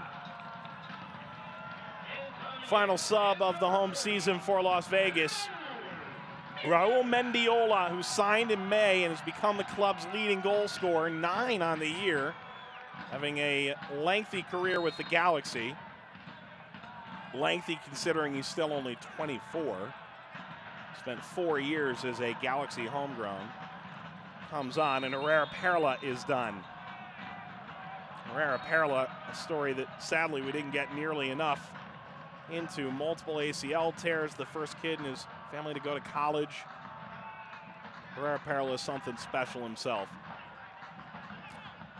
The USL's official Twitter feed is keeping you up to date. News, live game updates, highlights all around the league 24/7. Follow at USL on Twitter.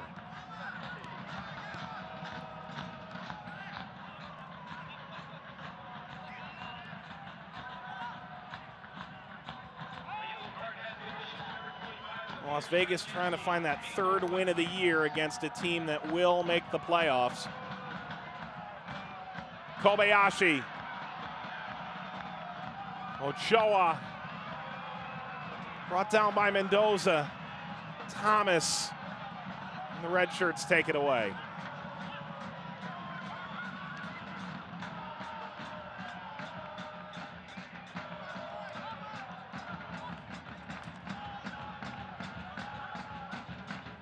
Well, there's DeBose.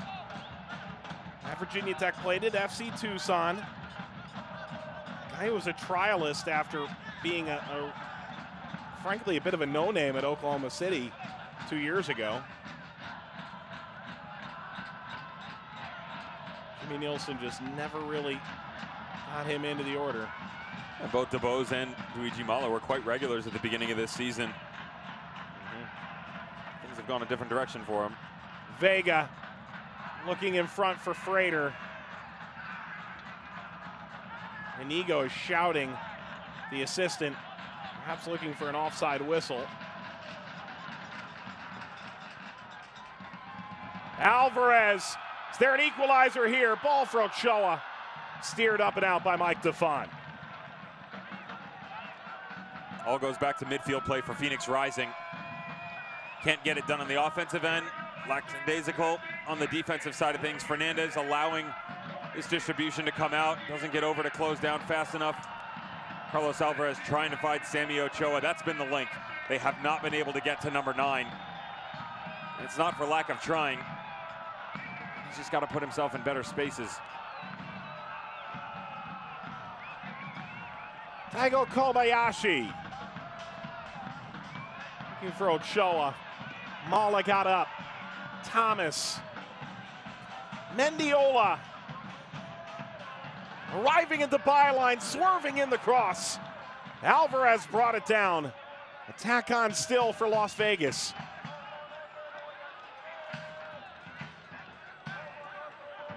Thomas now. Kobayashi comes out, maintain possession. And the service ended in Inigo.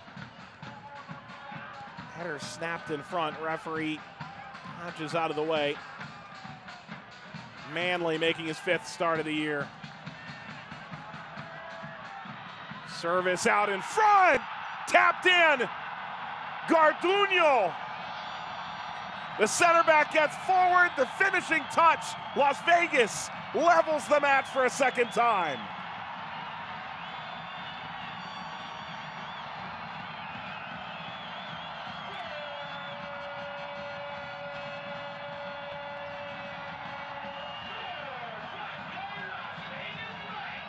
All night long, service consistently being pumped into the box of Phoenix Rising FC. They have not had an answer. Dafont has tried to bend the glue between Tuiji Mala, Vasquez, and DeBose. Wasn't the case this time. Good service in. Garduño, center back, steps up off the set piece. He gets stuck in. How about the energy being pumped into this stadium? The lights are back on. It's never simple here. Garduño's second of the year. Oh, what a treat he's brought to this crowd. No surprise. Will this leak all the way through to Vega? No, but pestering Thomas. Turned over. DeBose squares it up. Vega's through. Vega! Well, that was almost an instantaneous response within 60 seconds. Both squads have provided a reaction almost immediately. Oh my. Oh my, Devin Vega. Had to be in the back of the net, didn't it? 6 yards out, you don't even get it on frame, you put it over near post.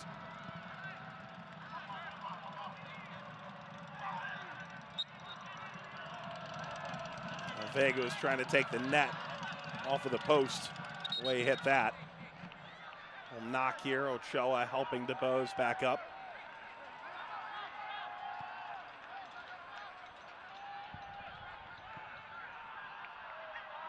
Ball knocked down by Garcia.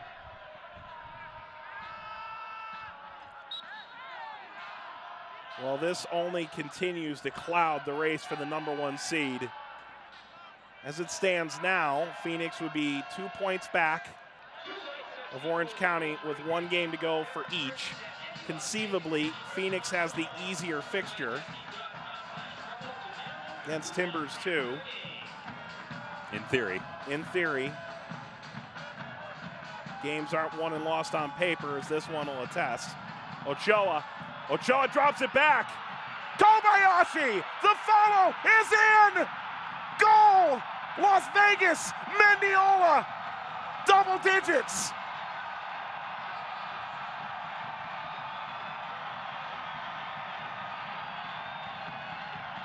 This Cashman Field bandbox playing host to one more Las Vegas show in 2018. Was just about to go down. The tiebreakers saying Phoenix Rising doing themselves one bit of favor, putting extra goals up. Goal differential was still the same for them. In steps Mendiola. The dime on the doorstep, getting his 10th of the year to put the lights out in front. This back line is all over the place. Mistake after mistake. Evan Waldrop getting in on the act this time. But the Las Vegas Lights will take it any way they can get it. They're back out in front.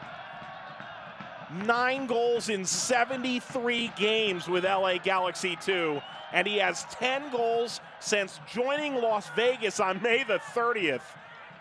And the electric company pouring confetti and smoke out again. Well, for Phoenix, this could just be a catastrophic game. Chris Cortez goes down in the opening half an hour with an apparent lower leg injury. Twice they've led.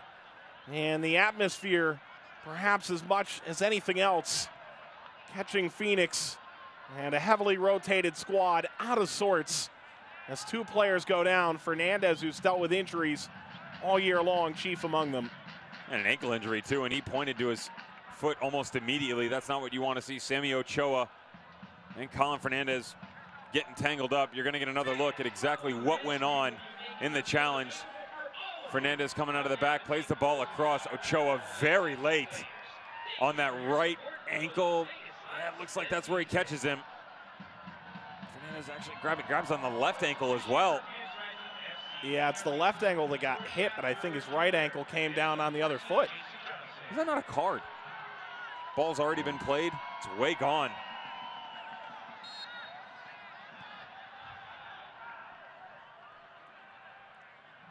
Change made with Jason Johnson checking in. Shaft Brewer is done. Boy, is that some kind of ace in the hole. Ochoa backing in on Dafont. He is a load. And playing Mendiola. Alvarez making a late run. Mendiola got caught up high, and he stares around at this crowd. Now played long with Vega in pursuit. How many games did he say this year? 15. 15? 15. Lucky number 16 tonight. Instances in which Vegas has played a game where 4 goals were scored combined.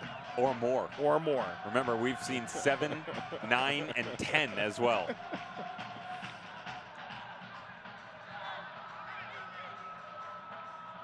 Tossed in by DeBose. It's all you can drink beer night for season ticket holders. And there's a pass you can buy, Devin. Just dominating this bottle of water.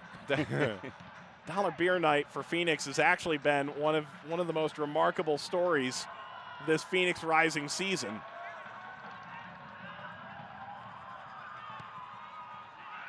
Ball whipped in by Fernandez, although it's Didier's special water that probably got the most public attention. You had something to say about that, didn't you? Yeah. Well, now you wonder, with Jason Johnson coming on, he's primarily deployed on the left side. Billy Forbes over there. Very rarely do you see the outside wings come across. Rich Shantz likes to talk about his relationship with Bob Bradley, and he calls it playing through windows and finding the appropriate ones, which pane open and closes for you at the appropriate time. And so a lot of times things can be a bit linear. Well, this is a lengthy ball. Forbes not good enough. But you bring Jason Johnson on, you put him on the right side, and it gives you that added dimension where he's still more than capable of going Mach 1 to the end line and playing the ball across. But he can bring that ball right back across his body, put it on his left foot, and have a go. So that's going to be something they're going to look to try and feed. Waldrop turns it over. Alvarez, is there more here for Vegas? Ushered through. Ochoa, header up. Alvarez. Alvarez again!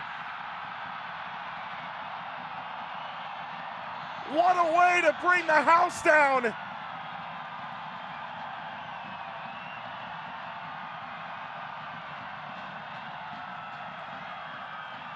Seventh of the year for Alvarez. And this place is going absolutely bananas. If the lights are going out, they're doing it in style. Isidro Sanchez said down this stretch, we're going to play some teams that are going to get an opportunity to go in the postseason. We want to show that we can belong next season. Let's make a statement. Well, you're getting it. What a classy touch by Mendiola, the super sub, who comes on immediately, gets his goal, and then you turn around and you go to Carlos Alvarez, who is fantastic on his end. Great ball played in, just the nicest touch. And your captain, who has not had the best impact on the offensive side of the ball, steps up when you need him most.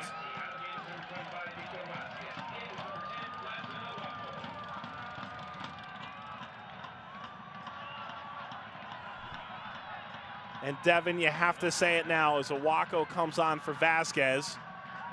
Frater. Vega. Forbes. Goal kick. Phoenix had a difficult decision to make here. You go on the road, and you've seen a couple players go down with injuries that could nag them moving forward. Cortez and Fernandez, who stayed on. You've seen 2 leads given up, chances to win this game. You're now down 2. You made 10 changes using the depth of your roster. If you're Rick Shantz, you have to feel a little bit sick to your stomach. This game was in your hands twice with all these changes, and you could have put the race for the #1 seed back onto your own terms on the final match day. It looks like that opportunity has now evaded them. Not just that. Don't forget Sacramento Republic just right around the corner has an opportunity to have a say in that argument as well. And You know, they just weren't able to close things out. There's still plenty of time for them to get back into this game. 10+ minutes, that's more than enough for the high-powered offense that is Phoenix Rising. But it's been difficult, and you've seen the back line has been the biggest issue. They have consistently given up second, third, and fourth opportunities right on the doorstep after they've worked so hard defensively. You can say anything you want. We can criticize the spacing. But when the ball gets played in and you go into a tackle, or it's your job as a center back or an outside back to clear it off, you've given it right back to the opposition. Las Vegas Lights have been able to capitalize.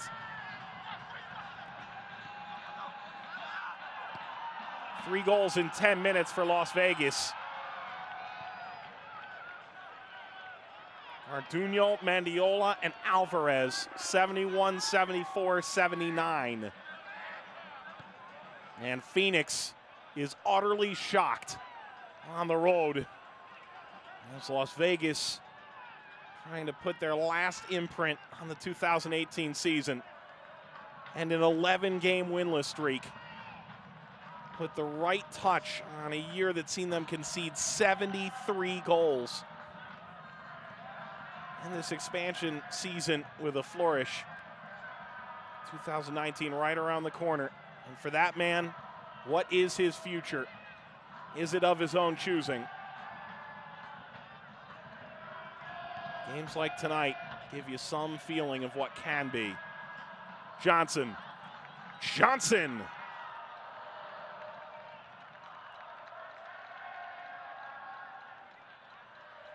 This was really Johnson's first effort. Had a look. Small window. I made that reference earlier. Well done by JJ. Good touch right out in front of him. And when he brings this back across, take a deflection off Matt Thomas. It's close. Phoenix is going to go into a three-back system. Defon will slide to left back. Luigi Mala occupying the primary center back role, and DeBose will be on the right. Olsen.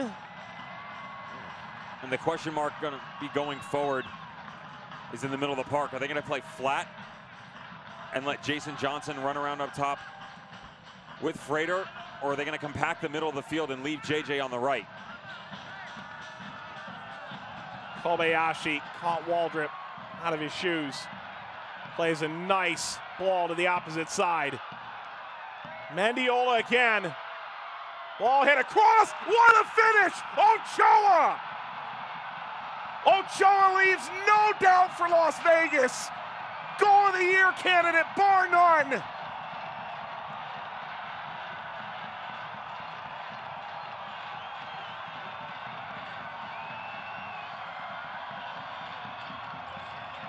A goal so good it's practically sinful. It's 5-2 Las Vegas.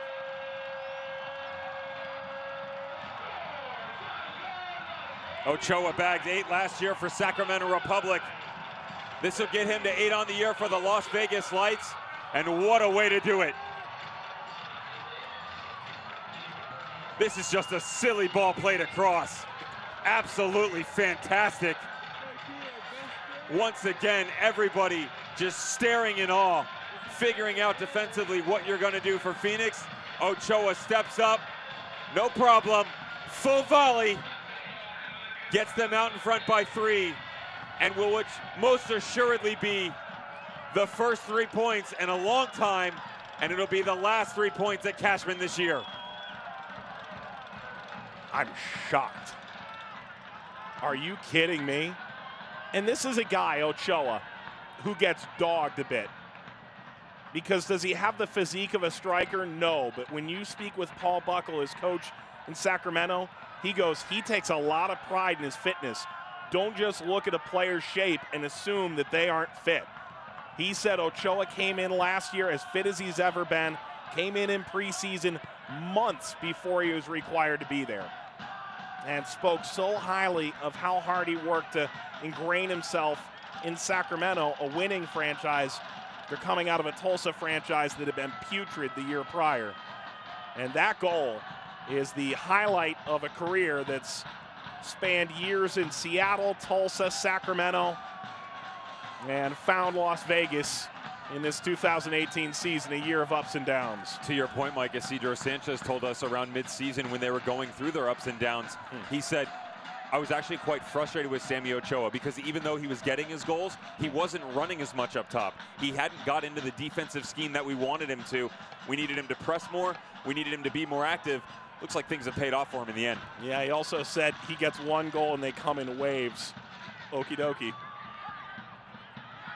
Phoenix has watched this whole thing implode. What a challenge. Thomas, the former RSL Academy player, that was at Casa Grande in Arizona. And Thomas holding up play and slipping it through. Flag is up. An unmitigated disaster tonight for Phoenix. They led 1-0 and 2-1. And perhaps Cashman got the best of them. A common story on the year.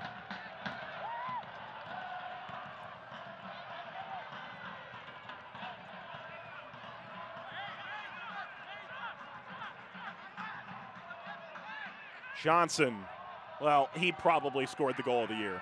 No offense to Ochoa.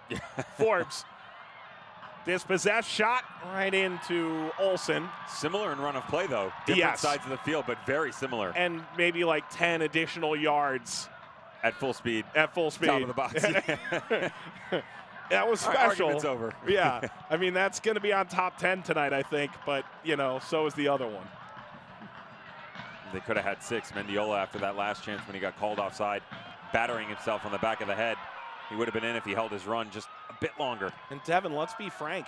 Phoenix could have run away with this thing if Thomas Olsen doesn't make 2 or 3 massive saves late in the first half. Sanchez said in the past 2 games, though they haven't been able to get 3 points, he's been fantastic. He said, I wanted to give the guy an opportunity since coming back from Sacramento Republic to showcase what he was made of. Again, Sanchez said, Sacramento Republic came calling for him. They wanted him. They wanted to bring him into the system and give him a chance. He has come back and been on absolute fire since getting the shirt. Advantage played, and that ran out. Olsen, born and raised in Las Vegas. He went to San Diego. He heard about it while he was there. He was a 3rd-round pick of the Rapids and said this is a dream come true to play for his hometown. He's getting his shot now. Can he help Vegas hold on? And to think this night started with an absolute howler from Olsen. 2 minutes left. 2 minutes plus stoppage time to go. You're Rick Schantz. Now what? Now you're looking at, okay, let's go in. We're looking good. Let's get 3 points, get out unscathed the past 2 times. Shot is held by Olsen from Johnson. You went on the road. You're -3 now. You're 6 behind in goal differential. So even if you get a win and there's a loss by Orange County, you have to make up 6 goals. You think you're going to put up 6 against T2? But even if you don't, the loss could be drastic from Orange County. Not that I think that's the case. Stranger things have happened, but sure, anything's possible. And the 2018 USL season has proved that. What? This is the Manchester City Premier League championship year with how that all went down with goal differential. Is that how this ends? We'll see. We'll see. Is that how this ends? Start packing this pig up. Yep. I gotta make tracks tonight. Yeah, what he said. Yeah. We'll get there, buddy. We'll get there together. 9 o'clock tomorrow morning. This is a team effort, friend. Well, it's going to be a corner for Phoenix. 90th minute. And make no mistake, this was not their first team lineup. Not only that, everything that's gone wrong, you have to now make it right. And not just make it right in 3 days. Remember, they've got a game on Saturday night at Phoenix Rising Soccer Complex. You're going to have 72 hours rest to get it going in the right direction. Well, maybe, just maybe, this is one of those games. A lot of teams will have that game late in the year that sort of shocks the system. It's unclear if this will have that effect or if perhaps some of the seams are coming unwound. You and I have chatted as to whether or not necessarily saying it's the case, but whether or not FC Cincinnati has peaked too early. Peaked too early. They haven't had a loss in 22 games now. and they hope they get the record. But then you go into a situation where, okay, what if you're like a Phoenix where you drop one now, it's a good kick on the backside, kind of what happened to them in the Real Monarchs game in the Fresno area. Precisely. Get going in the right direction again. You get a chance to go home, Didier Drogba's last regular season game of his career, and kickstart this back into your playoff run. FC Cincinnati hits their last game of the season. You cannot make any more mistakes.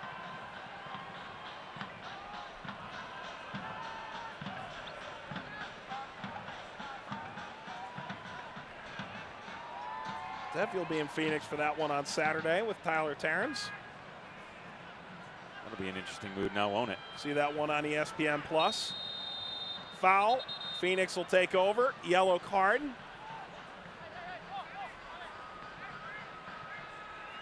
We'll go to Matt Thomas. And I think there are probably some Phoenix fans who are wondering why Joel Huiki was able to get off the field at halftime and not be sent off beforehand.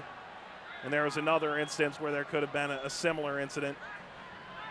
Could have changed this game too. It all goes back where, as a referee, you're going to give that card if he's not on a card. And in the end, you go, okay, well, this keeps the game even, balanced, even whatever. Yeah. But then it runs away at the end, and you wonder what could have been. It'll be a talking point for sure. I mean, Vegas has run away with it in the past 20 minutes, but that's one of those ones where you look back and you go with the what ifs, because it would have drastically changed the foreseeable future of the game, we'll call it. Yeah. What would it end up being? We'll never know. But it's definitely something that needs to be talked about. All that said, Las Vegas has made the most of the night. And any questions as to whether or not they would pack this in, whether or not they'd be able to find their why, have been answered. Olsen in goal. Phoenix looking for a late goal here. Johnson drives it. Olsen controls it. Wow, what a performance tonight from Las Vegas in the second half. Incredible. They have been blown out twice by Phoenix by a 6-0 margin in total. Offside flag is up. And for Las Vegas, it has been a long time since they've won a match. Tonight they knock off a team that was seeking the top seed in the West. An incredible second half, 4 goals in a quarter hour. And Cashman Field closes in 2018 with an absolute flourish. Las Vegas knocks off Phoenix 5-2. What an end here. Highlights galore to show you when we return. It's Las Vegas's night at Cashman.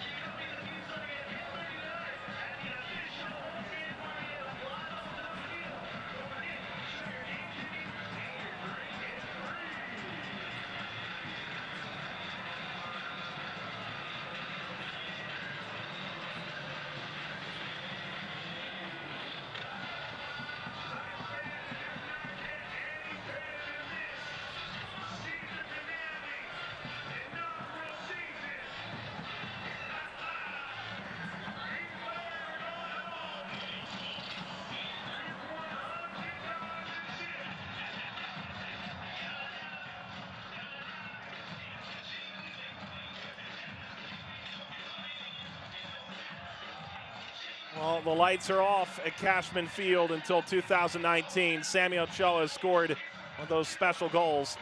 And this is the end of our USL Game of the Week package. Clearly our best yet. Year number 3.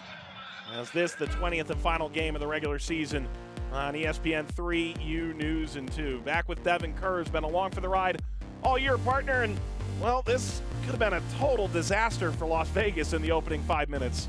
Fun way to send things off, huh? Yeah. Out with a bang. Again, good stuff by Phoenix Rising. Give credit to Vega. Such a young age, just 19 years old, have the wherewithal to understand, bring this down, and trust his teammate.